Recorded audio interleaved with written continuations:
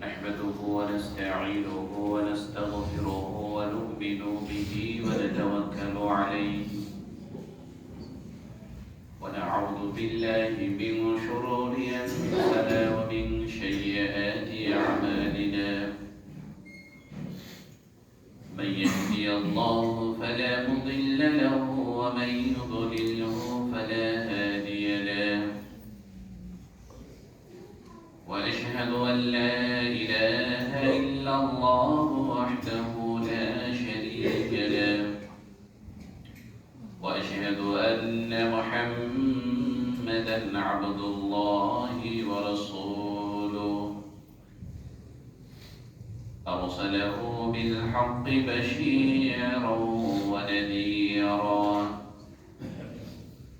وداعيًا إلى الله بإذنه وسراجا منيرا فقد قال الله تبارك وتعالى في كلامه المجيد وفرقانه الحميد أعوذ بالله من الشيطان الرجيم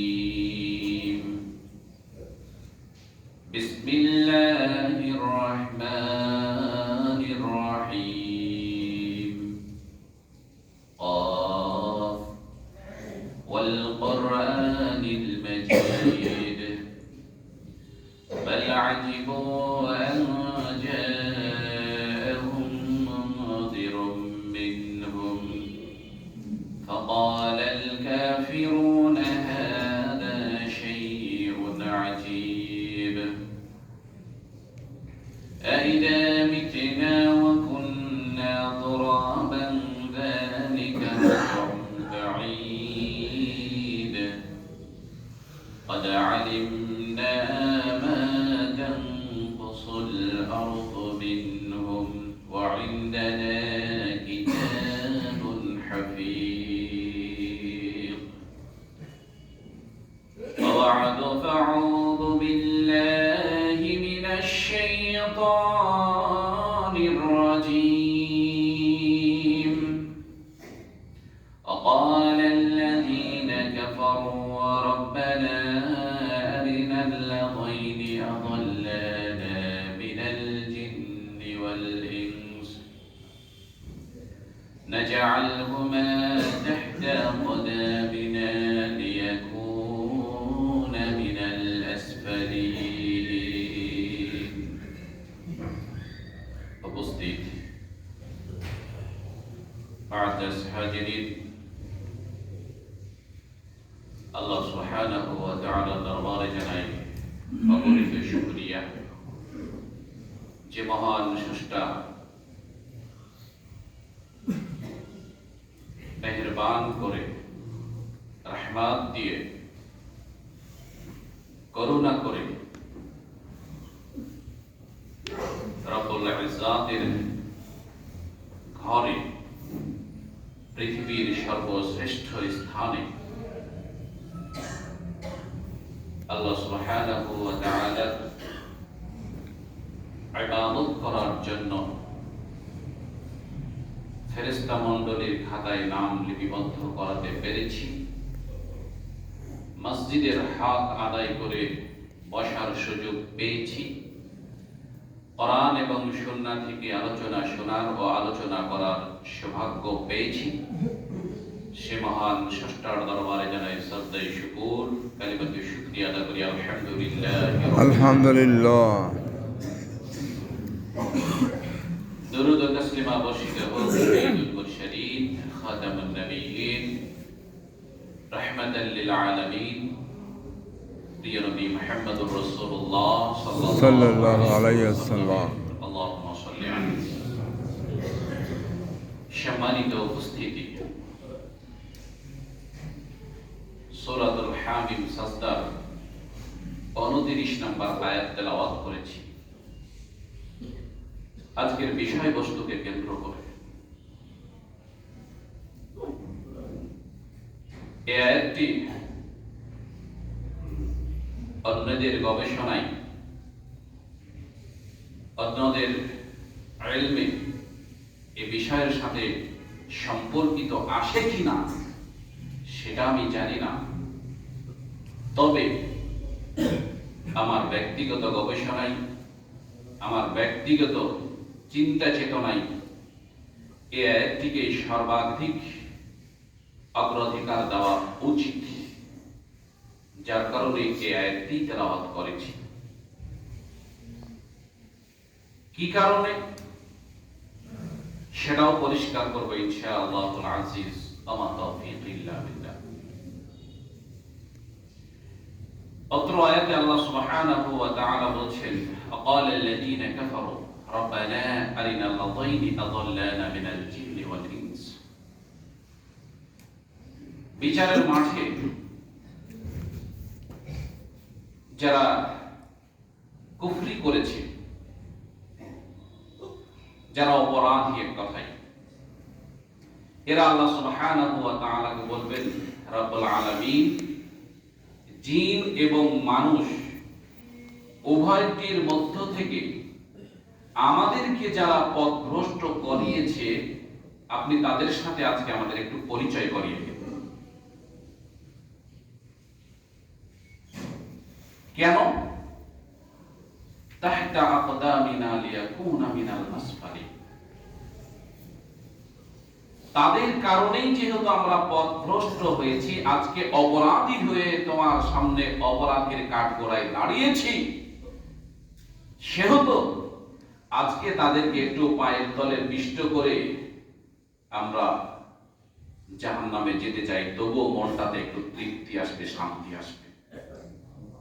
শুধু এই কথার উপরে ভিত্তি করে আজকের বিষয়ের সাথে এই আয়াতটি নিয়ে এসেছি, এজন্য যে এক শ্রেণীর আলেম আজকে আমাকে, আপনাকে, সারা মুসলিম উম্মাহকে অন্ধকারের ভিতরে ফেলছে। তারা এই কথা ভাবছে না এই পৃথিবী থেকে ত্যাগ করে যখনই আল্লাহ সুবহানাহু ওয়া তাআলার বিচারের কাঠগড়ায় দাঁড়াবো, তখনই এই গোটা জাতিকে আল্লাহকে বলবেন, আল্লাহ পৃথিবীর ওই আলেমকে দেখিয়ে দিন যে আলেম আমাকে পথভ্রষ্ট করেছে, পৃথিবীর ওই বক্তাকে দেখিয়ে দিন যে বক্তা আমাকে পথভ্রষ্ট করেছে, পৃথিবীর ওই নেতাকে দেখিয়ে দিন যে নেতা আমাকে আজকে পথভ্রষ্ট করিয়েছে, ওই পিতামাতাকে দেখিয়ে দিন যেই পিতামাতা আমাকে সরল, সঠিক এবং সুন্দরতম আদর্শ উপদেশ এবং আদর্শ পথ দেখাতে ব্যর্থ হয়েছে। সেদিন মাও বাঁচবে না, বাপেও বাঁচবে না, ভাইও বাঁচবে না, এই দুনিয়ার নেতা নেত্রী বাঁচবে না, সেদিন আলেমও বাঁচবে না, বক্তাও বাঁচবে না, কেউ বাঁচবে না, যদি কেউ ভুল পথে জাতিকে পথ প্রদর্শন করে থাকে। প্রিয় উপস্থিতি, ভুল পথটি কোনটি? আমরা জানি এই চাঁদের পরে আমাদের শাবান, এর পরেই আসবে রমাদান, তার মধ্যেই রজব। এই রজবের ভিতরে একটা আকস্মিক ঘটনা রয়েছে, যেটাকে আমরা লাইলাতুল মিরাজ বা ইসরা বা শবে মিরাজ ইত্যাদি নাম দিয়ে থাকি। এটা কি জিনিস?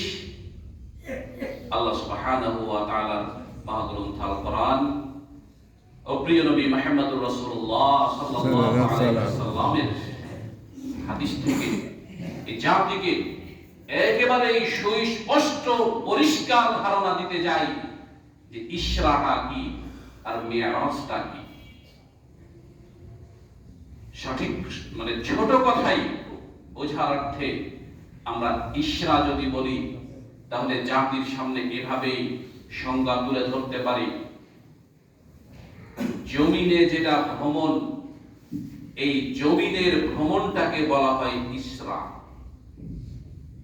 যেটা প্রিয় নবী মুহাম্মদুর রাসূলুল্লাহ সাল্লাল্লাহু আলাইহি ওয়াসাল্লামকে আল্লাহ সুবহানাহু ওয়া তাআলা নিজ ক্ষমতায়, নিজ কুদরতে করিয়েছিলেন।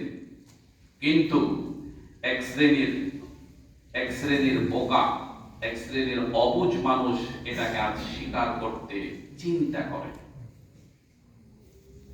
যুক্তির ক্ষেত্রে যদি কথা আসে, তাহলে তাকে যদি প্রশ্ন করি, এই চোখ দিয়ে তুমি যে আকাশ দেখছো, সূর্য দেখছো, চন্দ্র দেখছো, এই চোখের এত লক্ষ লক্ষ মাইল গতি তোমাকে কে দিয়েছে? আল্লাহ দিয়েছে। এই কানের শ্রবণ শক্তি, যেটা মেঘের গর্জন শুনতে পাওয়া যায় লক্ষ লক্ষ কোটি কোটি দূর থেকে, এই কানের শ্রবণ শক্তি তোমাকে কে দিয়েছে? তবে আল্লাহ দিয়েছে। তুমি যে এক স্থান থেকে আর এক স্থানে পৌঁছার জন্য পায়ে হাঁটার পথ, সাইকেলের পথ, মোটর সাইকেলের পথ, এই করতে করতে বিমান চলে গেল, জাহাজ চলে গেল, রকেট তৈরি করেছো। এই রকেট যে সেকেন্ডের গতিতে লক্ষ মাইল চলে যায়, এই রকেট তৈরি করার ব্রেন, বুদ্ধি তোমাকে কে দিয়েছে? আল্লাহ। তো এই রকেট তৈরি করার বুদ্ধি যে আল্লাহ তোমাকে দিয়েছেন, সেই আল্লাহকে নবী মুহাম্মদ সাল্লাল্লাহু আলাইহি সাল্লামকে তার চাইতে শ্রেষ্ঠতম কোন জিনিস দিয়ে আরশে আজিমে নিয়ে যেতে পারেন না।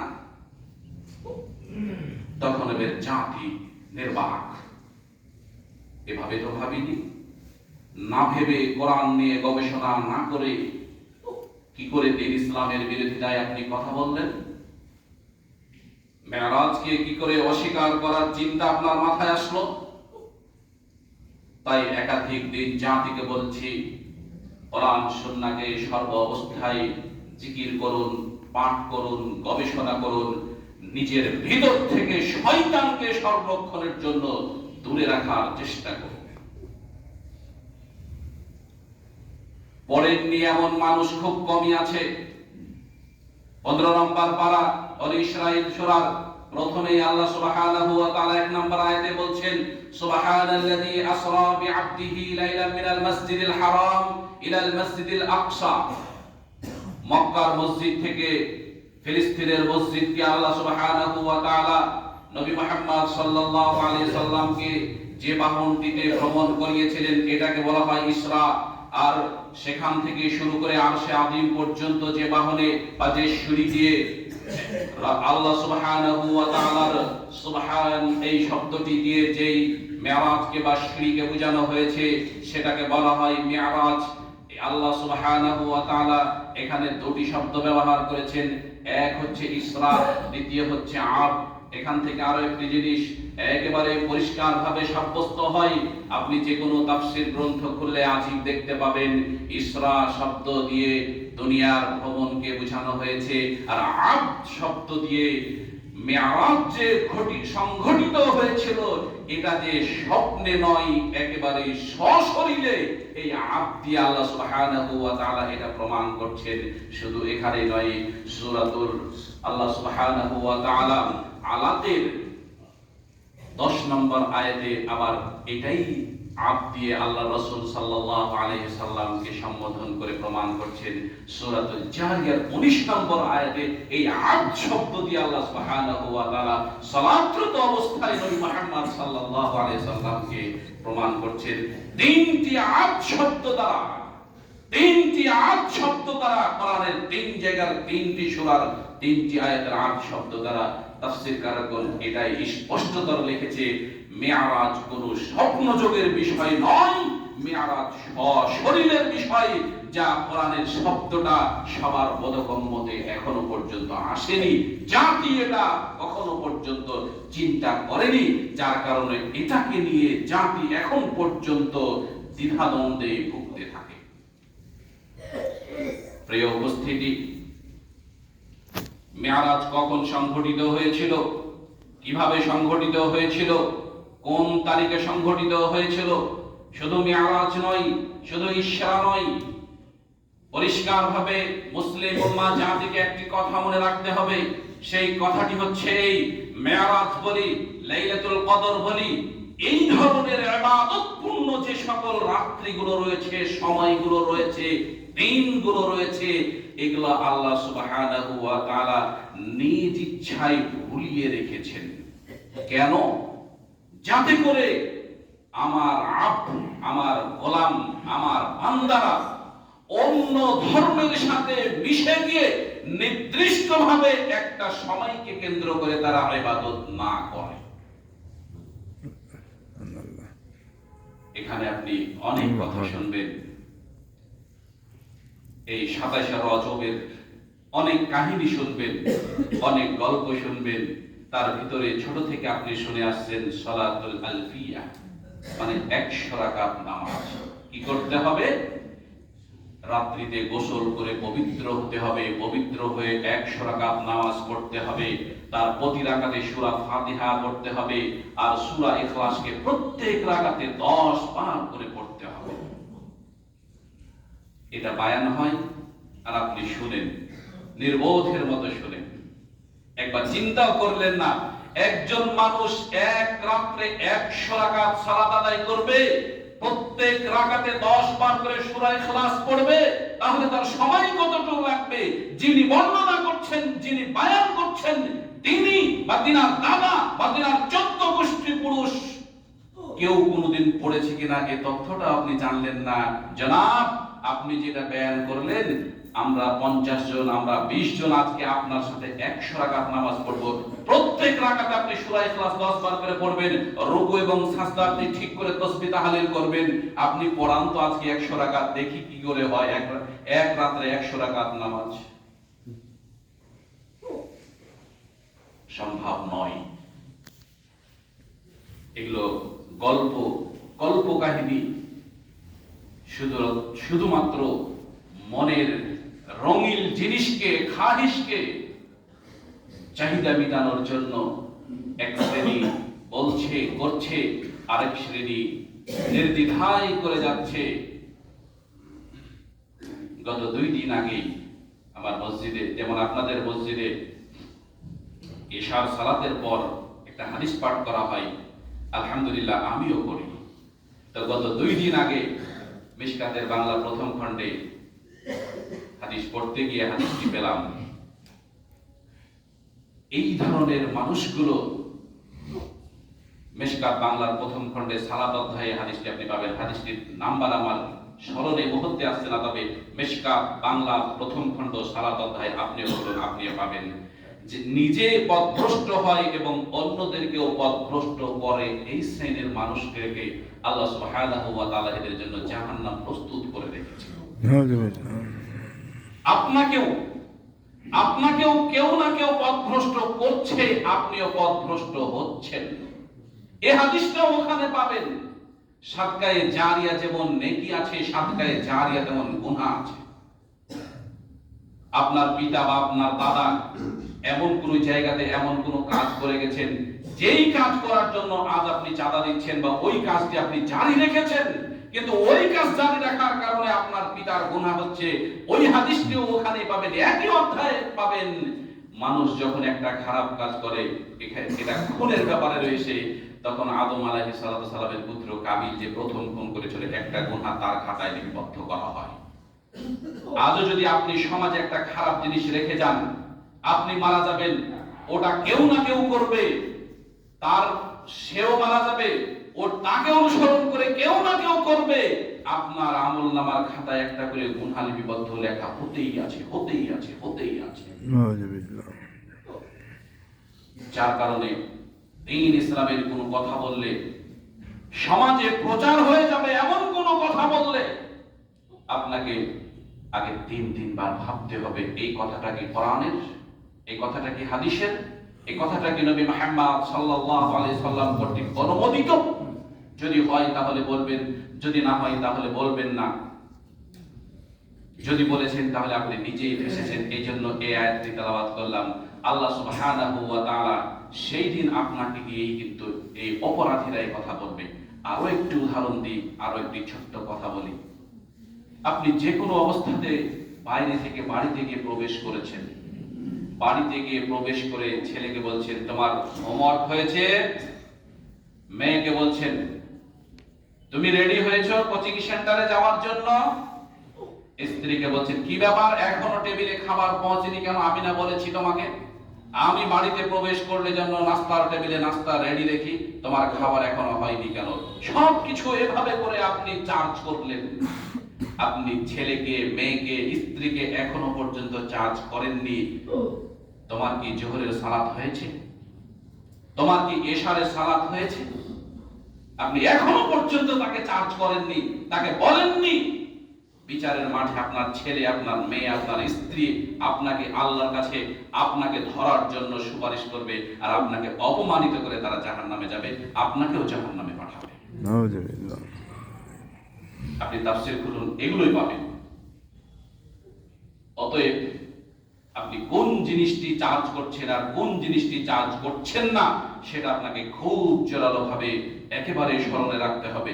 প্রিয় উপস্থিতি, আমরা যেটি বলছিলাম, আল্লাহ সুবহানাহু ওয়া তাআলা এবং প্রিয় নবী মুহাম্মদুর রাসূলুল্লাহ সাল্লাল্লাহু আলাইহি ওয়াসাল্লাম এই মিরাজ এবং ইসরা নিয়ে একাধিক আয়াত আছে, একাধিক হাদিস আছে। আপনাকে কোনটি বলি আর কোনটি ছাড়ি।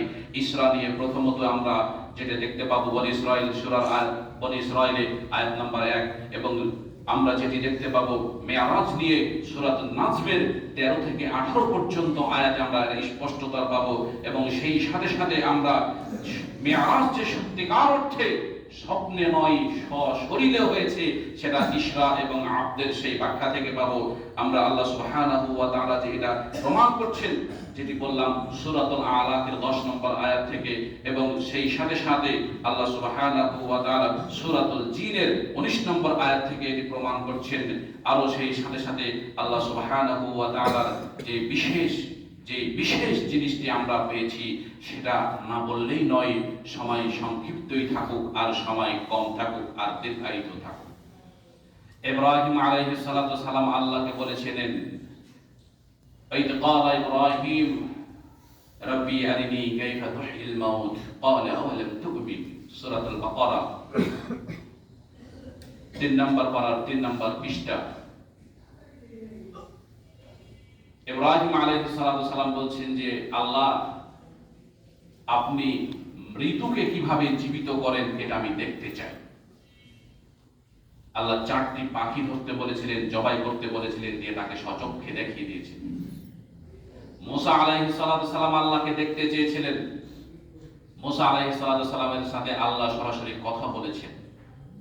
নূরের তাজাল্লি মুসা আলাইহিস সালাম দেখেছেন, পড়ে গেছেন। বলছি কেন এগুলো হচ্ছে বিশেষ নিয়ামত, বিশেষ সম্মানের অধিকারী, বিশেষ মর্যাদা। আর আপনি যে নবীর উম্মত, সেই নবী মুহাম্মদ সাল্লাল্লাহু আলাইহি ওয়াসাল্লামকে আল্লাহ আরো বেশি সম্মানিত করেছেন, আরো বেশি নিয়ামত দান করেছেন, আরো বেশি ভালোবেসেছেন। এই ভালোবেসে আল্লাহ মিরাজের মধ্য দিয়ে নিজের কাছে নবী মুহাম্মদ সাল্লাল্লাহু আলাইহি ওয়াসাল্লামকে নিয়ে গেলেন। নিয়ে গিয়ে কি বলছেন? সুম্মা দানা ফাতাদাল্লা ফাকানা কাবা কাওসাইনি আও আদনা ফাআওহা ইলা আবদিহি মা আওহা। 8 থেকে 10 নম্বর আয়াত। আল্লাহ সুবহানাহু ওয়া তাআলা বলেন, নবী মুহাম্মদ সাল্লাল্লাহু আলাইহি ওয়াসাল্লামকে আল্লাহর নিকটবর্তীতে নিয়ে গেলেন। কতটুক নিকটবর্তী? আমরা তো তীর ধনুক চিনি। এই তীর ধনুক যতটুক নিকটবর্তী, তার চাইতে আরো বেশি নিকটবর্তীতে নিয়ে গেলেন। নিয়ে গিয়ে কি করলেন? ফাআওহা ইলা আবদিহি মা আওহা। আল্লাহ সুবহানাহু ওয়া তাআলা নবী মুহাম্মদ সাল্লাল্লাহু আলাইহি ওয়াসাল্লামকে ওহী করলেন, উপদেশ দিলেন, কিছু বাণী শোনালেন। এই বাণীগুলোর ভিতর থেকে সবচেয়ে গুরুত্বপূর্ণ বাণী কোনটি? আল্লাহ সুবহানাহু ওয়া তাআলা 50 ওয়াক্ত নামাজ দিলেন। যে হ্যাঁ, এটা তো শুনেছি। তো সবচেয়ে সম্মান দিয়ে আরেকটু কি চিন্তা করতে পেরেছেন? রোজা ফরজ করলেন জিবরাইল আলাইহিস সালামের মাধ্যম দিয়ে ওহী পাঠিয়ে দুনিয়াতে। যাকাত ফরজ করলেন জিবরাইল আলাইহিস সালামের মাধ্যম দিয়ে ওহী পাঠিয়ে দুনিয়াতে। হজ ফরজ করলেন জিবরাইল আলাইহিস সালামের মাধ্যম দিয়ে ওহী পাঠিয়ে দুনিয়াতে। মদ হারাম করলেন ওহী পাঠিয়ে দুনিয়াতে। এগুলো যা কিছু আছে কোরআনের 30টি পারার সবকিছুই জিবরাইলের মাধ্যম দিয়ে ওহী করে দুনিয়াতে ফরজ করলেন, আদেশ করলেন, নিষেধ করলেন। আর এই আপনার সালাত, এই আপনার নামাজ, এমন কি মহামূল্যবান ইবাদত হলো, এটা জিবরাইলের মধ্য দিয়ে আল্লাহ ফরজ না করে তার হাবিবকে তার একেবারে সান্নিধ্য নিয়ে যে, একেবারে তার কাছে নিয়ে যে বসিয়ে নামাজ ফরজ করলেন। তাহলে বুঝতে হবে এই নামাজ রোজার থেকে, হজের থেকে, যা কিছু ইবাদত আছে সবকিছু ইবাদত থেকে আল্লাহ স্বয়ং নিজে বেশি গুরুত্ব দিয়েছেন, যার কারণে আল্লাহ আরশ আযীমে দিয়েছে এই নামাজ ফরজ করেছেন। অথচ আমার আপনার কাছে এটার গুরুত্ব সবচেয়ে কম। এজন্য কম যে এভাবে আমরা তো বুঝি না। আল্লাহ সুবহানাহু ওয়া তাআলা কোরআনুল কারীমের একাধিক জায়গাতে বলছেন, ওয়াতিলকাল আমসাল নাদরিবুহা লিন-নাস লাআল্লাহুম ইয়াতাফাক্কারুন। এই সকল উদাহরণ আমি এজন্য পেশ করি যাতে করে এই জ্ঞানী মানুষ যারা রয়েছে, যারা বুদ্ধিমান রয়েছে, এরা যাতে করে একটু চিন্তা করে, একটু গবেষণা করে। এজন্য আমি এই সকল উদাহরণগুলো পেশ করি। কিন্তু আমরা সবকিছু নিয়ে চিন্তা করতে পারি, গবেষণা করতে পারি, আল্লাহ সুবহানাহু ওয়া তাআলা কোরআনের এই ধরনের আয়াতগুলো নিয়ে চিন্তাও করতে পারি না, গবেষণাও করতে পারি না। মেয়ারাজ নিয়ে, ইসরা নিয়ে মানুষ চিন্তা করেছে, গবেষণা করেছে, বিজ্ঞান হয়েছে। বিজ্ঞানীরা এটা নিয়ে চিন্তা করতে করতে করতে একাধিক কিছু আবিষ্কার করেছে। এই ধরনের উপমাও পৃথিবীতে খুবই কম। এটাও চিন্তা করিনি যে কেন আল্লাহ সুবহানাহু ওয়া তাআলা শুধুমাত্র সালাতকে ফরজ করলেন, তো আরশ আযীমে দিয়েছে। সেখান থেকে কি পেলাম? সেই নামাজকে ষষ্ঠ আকাশে এসে আল্লাহ রাসূল সাল্লাল্লাহু আলাইহি সাল্লাম আবার ফিরে গেলেন। ফিরে গিয়ে আল্লাহ সুবহানাহু ওয়া তাআলার কাছে আরজ করলেন এবং সেটা 5 ওয়াক্ত নামাজে নেমে আসলো। এই 5 ওয়াক্ত নামাজের ফজিলত আল্লাহ সুবহানাহু ওয়া তাআলার নবী মুহাম্মদ সাল্লাল্লাহু আলাইহি ওয়াসাল্লাম তিনি আবার এই কথাও বলে দিলেন, 50 ওয়াক্ত নামাজের সওয়াব লিপিবদ্ধ করা হবে যে ব্যক্তিটি 5 ওয়াক্ত সালাত আদায় করবে। একবারও আপনার কাছে মনে হয় না আমি 1 ওয়াক্ত সালাত আদায় করলাম, আমার জন্য 10 ওয়াক্ত সালাতের সওয়াব লিপিবদ্ধ করা হলো? সুবহানাল্লাহ। প্রিয় নবী মুহাম্মদ রাসূলুল্লাহ সাল্লাল্লাহু আলাইহি ওয়াসাল্লাম এই সকল হাদিসগুলো আমরা পাবো, বুখারীতে পাবো, মুসলিমে পাবো, মিশকাতে পাবো। মেরাজ অধ্যায়ে 5862, 63, 64, 65, 66 এভাবে করে একাধিক হাদিসে এই সকল কথাগুলো, মেরাজের যে ঘটনা, দীর্ঘ ঘটনা, এই দীর্ঘ ঘটনাগুলো আল্লাহ নবী মুহাম্মদ সাল্লাল্লাহু আলাইহি ওয়াসাল্লাম এই সকল হাদিসগুলোতে আমরাও দেখতে পারি, আমরাও দেখতে চাই। প্রিয় উপস্থিতি, আরেকটি ছোট করে কথা বলি। মেরাজ সংঘটিত হওয়া নিয়ে যে সকল মত পাওয়া যায় তার ভিতরে একটি আপনাদের পরিচিত গ্রন্থের কথাই বলি, যাতে করে একটু বিচার বিশ্লেষণ করতে পারেন। আর রাহিকুল মাকতুম এখন সারা দেশব্যাপী পরিচিত একটা গ্রন্থ।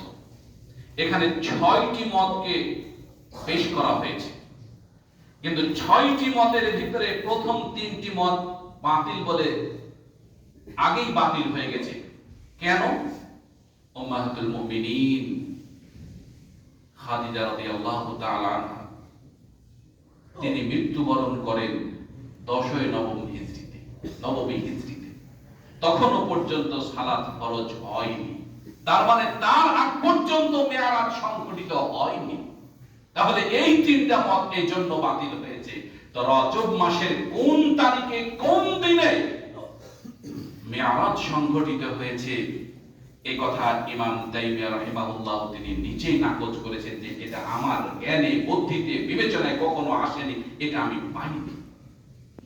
অতএব নির্দিষ্ট তারিখ আপনি যদি 27 তারিখকে কেন্দ্র করে এটা করে নেন, তাহলে বুঝে নিতে হবে আপনার কাছে মনে হয় কোন প্রকারের ওহী এসেছে যে ওহী থেকে আপনি এটা নিজেই দ্বীন ইসলামের ভিতরে সংযুক্ত করেছেন। কারণ এটা আপনি কোথা থেকে পেলেন?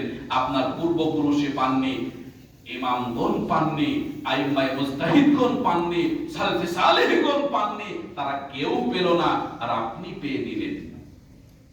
জাতির সামনে আপনাকে এর জবাব দিয়ে প্রমাণ করতে হবে, নচেত এই কথা আপনাকে চূড়ান্তভাবে স্মরণে রাখতে হবে। বিচারের মাঠে এই জাতি আল্লাহর কাছে ফরিয়াদ করবে, রব্বুল আলামিন ওই ইমামকে দিয়ে সেদিন যে আমাদেরকে পথভ্রষ্ট করিয়েছেন। অতএব এই কথা বলে আমি জুমার সংক্ষিপ্ত খুতবায় এতটুকু বলতে চাই যে আপনি আমি এমন কোন কাজ, এমন কোন কথা সমাজে রেখে যেতে চাই না যেই কাজ, যেই কথার কারণে আমি মরে যাব, তারপরেও আমার গুনাহ লিপিবদ্ধ হতেই থাকবে। প্রিয় উপস্থিতি, এজন্য বলি আল্লাহ সুবহানাহু ওয়া তাআলা সুন্দর একটা দ্বীন দিয়েছেন, দ্বীন ইসলাম দিয়েছেন। এই দ্বীন ইসলামের প্রত্যেকটি জিনিস তিনি একেবারে পরিষ্কারভাবে বর্ণনা করেছেন। যখনই আমরা কোনো জিনিসে যাব, আল হালালু বাইয়িন ওয়াল হারামু বাইয়িন ওয়া বাইনাহুমা মুশতাবাহাত, এই হাদিসটি আমরা অনেক জায়গায় দেখি লেখা থাকে। এখন ইদানিং দেখি অনেক পরিবহনেও লেখা থাকে। হালাল যেটা সেটা হচ্ছে স্পষ্ট, যেটা হারাম সেটা হচ্ছে স্পষ্ট। ওয়া বাইনাহুমা মুশতাবাহাত, এই স্পষ্ট এবং দুটাই স্পষ্ট। এই স্পষ্ট হালাল এবং হারামের মধ্যে একটা পথ রয়েছে, সে পথটা হচ্ছে সন্দেহযুক্ত পথ। এই সন্দেহযুক্ত পথটা কি? ফামান ওয়াকা ফি শুবহাতি ওয়াকা ফিল হারাম। হাদিসের শেষ একটা বড় হাদিস আমি ছোট করে বললাম, যে ব্যক্তিটি সন্দেহযুক্ত কোনো কাজের ভিতরে পতিত হলো, সে ব্যক্তিটি হারামের মধ্যেই পতিত হলো।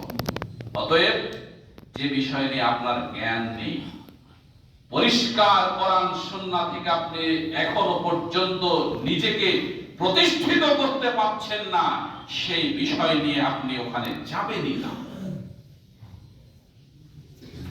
এ কথা মনে রাখবেন, যদি যাই আর যাওয়ার কারণে যদি আমি হারামে পতিত হয়ে যাই, তাহলে আমার ইহকাল পরকাল সব নষ্ট হয়ে যাবে।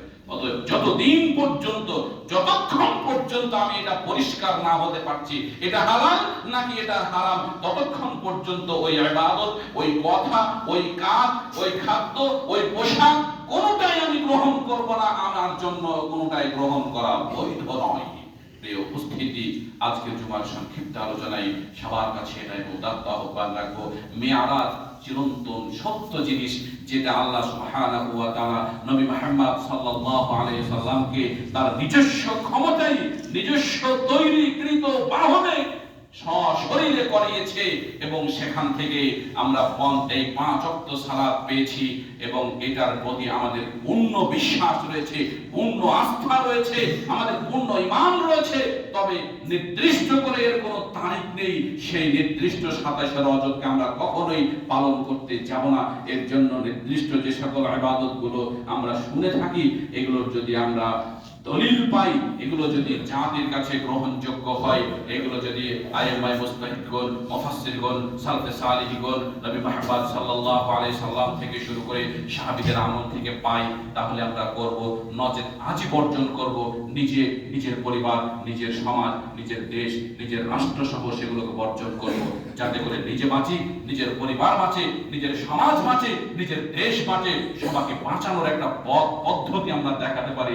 রব্বুল আলামিন তুমি আমাদেরকে সঠিক পথ প্রদর্শক হিসেবে কবুল করো। আল্লাহুম্মা আমিন। আকুলু কওলি হাযা আস্তাগফিরুল্লাহ লা ইলাহা ইল্লা হুয়া।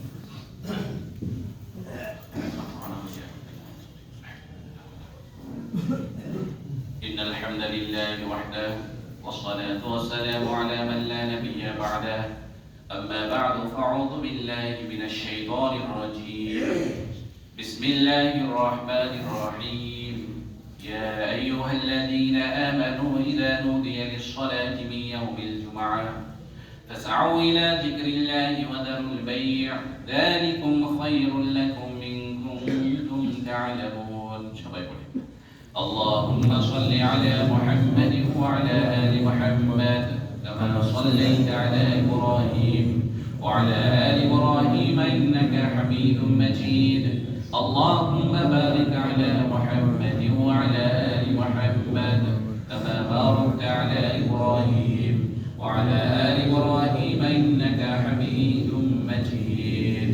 رب ارحمهما كما ربياني صغيرا رب ارحمهما كما ربياني صغيرا. ربنا هب لنا من أزواجنا ذرياتنا قرة أعين واجعلنا للمتقين إماما. اللهم اهدنا الصراط المستقيم. اللهم اغفر لنا وارحمنا وارزقنا وأنت خير الرازقين. اللهم ارزقنا اللهم ارزقنا.